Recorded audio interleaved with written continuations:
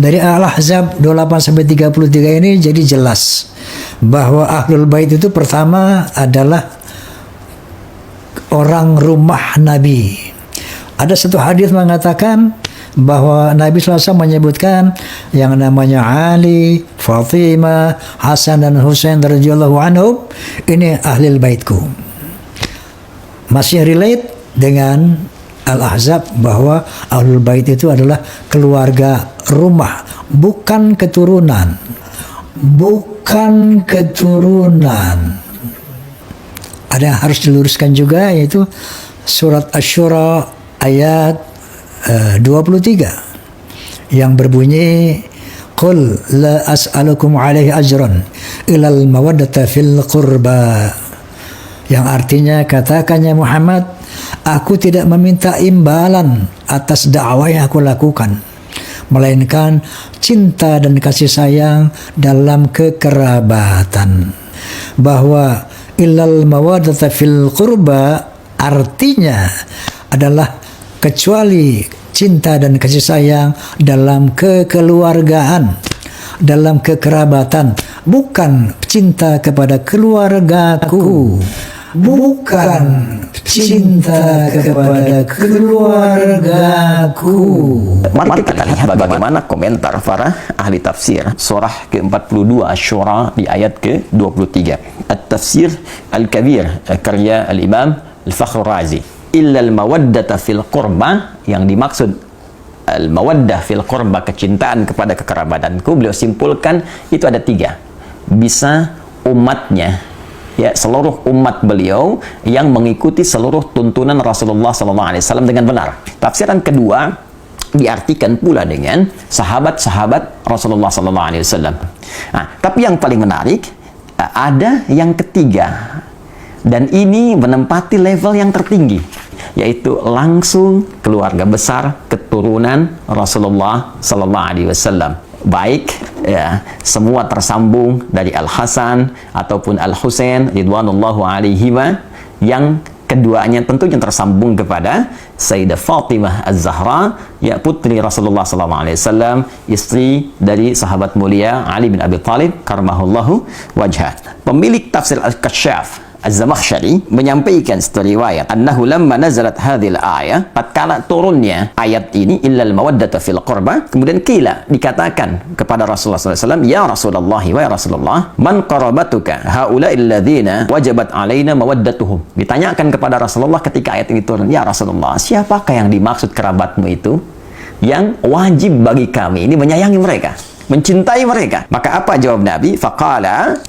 Ali wa Fatimah wabnahuma, fathabata anna haula'il arba'ah aqarib an-nabi sallallahu alaihi wasallam, adalah Ali, Fatimah, dan putra dari keduanya, dan tentunya ini mencakup keturunan-keturunan dari mereka. Maka Al-Imam Fakhr Razi, ya, mengomentari kalimat riwayat tadi, mengatakan maka dengan tetapnya keterangan ini, mereka keturunan Nabi langsung dari Ali, Fatimah, Al-Hasan, Al-Husain, ini harus menempati porsi tertinggi dari nilai kasih, cinta, perhatian, tak boleh disakiti, dari 3 golongan yang tadi disebutkan. Bahkan Imam Fakhr Razi langsung mengomentari, bahkan ini kita bisa dapati beberapa petunjuk, kata beliau. Di antara petunjuknya, la syakka anna Nabiya sallallahu alaihi wasallam kana yuhibbu Fatimah alaihi salam, qala sallallahu alaihi wasallam, Fatimatu bid'atu minni, ya, Fatimatu bid'atun minni yu'dhini ma yu'dhiha. Fatimah itu belahan diriku, belahan jiwaku. Maka siapa yang menyakitinya, dia telah menyakitiku. Siapa yang menyakitinya, dia telah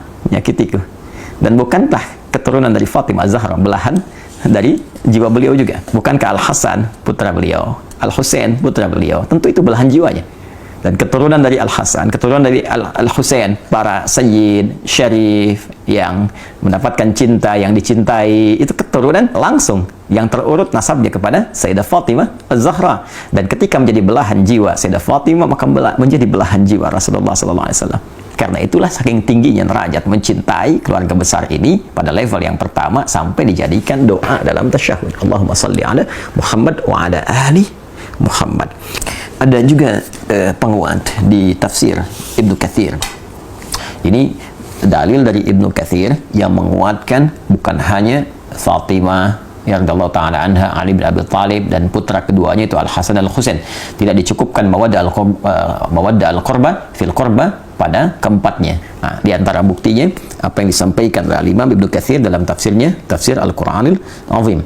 Ia berkata, "Lamma ji'a bi Ali bin Husain asyara." Tatkala Ali bin Husain ditawan, maka kemudian dia dibawa ke gerbang kota Dimashq. Berdirilah seorang laki-laki dari masyarakat Syam. Faqala, dia berkata, "Alhamdulillahilladzi qatalakum wasta'salakum wa qata'a qarnil fitnah." Segala puji bagi Allah Subhanahu wa taala yang telah menghancurkan kalian dan memutus fitnah di zamanku ini. Nah, jadi dia merasa bahwa dengan ditawannya keluarga besar Nabi, termasuk di dalamnya Ali ibn Husain radhiyallahu taala anhu, dia menyimpulkan, nah ini sumber fitnah nih. Dia menyakiti, yang menuduh bahwa ini bagian dari keluarga Nabi, keturunan Nabi, ini fitnah pada saat itu yang menyebabkan banyak persoalan-persoalan, banyak kericuhan-kericuhan, banyak kesemrawutan-kesemrawutan, banyak pertikaian-pertikaian. Maka dia menyimpulkan ini dengan ditangkapnya, ditawannya orang ini, keturunan Nabi SAW, dengan kalimat yang tak pantas tadi. Ya, saya nggak berani menerjemahkan dengan yang lebih kasar, ya, yang sesuai dengan apa yang dia katakan tadi. Saya mungkin katakan yang telah menangkap dia, ya. Kemudian dan menghilangkan fitnah di zamanku ini. Faqala lahu Ali bin Husain. Maka Ali bin Husain berkata, "Kamu ini baca Quran nggak?" Laki-laki itu berkata, menjawab, "Na'am, ya." "Aqra'ta al Hamim?" Apa engkau pernah membaca tentang surat di dalamnya ada keluarga besar Hamim? Qala qara'tul Quran. Dia menjawab, "Aku membaca Al-Quran, walam aqra' al Hamim." Tapi aku nggak pernah baca Al Hamim. Ada keluarga di situ yang diutamakan. Siapa keluarga itu? Maka dijawab oleh Ali bin Husain, "Qala ma qara'ta." Apakah engkau enggak baca? Di ayat 23 tadi, "Qul la as'alukum 'alaihi ajran illa al-mawaddata fil qurba." Katakan Muhammad SAW, aku tidak meminta kepada kalian satu upah pun, satu materi pun, kecuali rasa cinta, rasa hormat kepada keluarga keturunan Rasulullah SAW.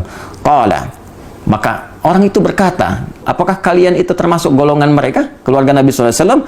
Qala, na'am. Maka Ali bin Husain berkata, ya, kami termasuk golongan itu. Maka setelah mengetahui itu, dia terdiam dan tidak banyak berkomentar lagi dan mengoreksi dirinya, sehingga dia menyadari kesalahan-kesalahan yang dimaksudkan.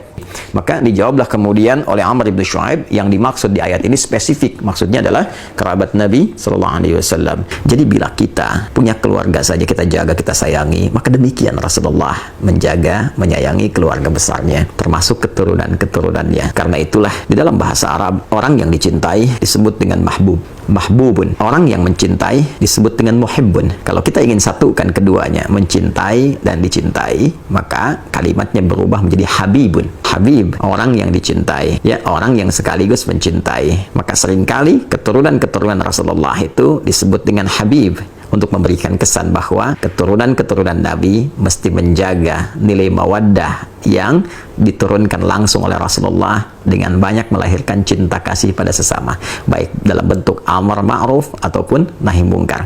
Dan saat yang bersamaan ada isyarat kepada kita untuk mencintai mereka, tidak menyakiti mereka, karena menyakiti mereka juga menyakiti langsung kepada Rasulullah SAW. Dengan ini saya bermohon kepada Allah, semoga Allah senantiasa memuliakan kita semua, memuliakan sahabat-sahabat Nabi, dan terkhusus memuliakan, mencintai dan menjaga seluruh keluarga besar Rasulullah SAW sampai dengan keturunannya di masa kini ataupun di masa yang akan datang.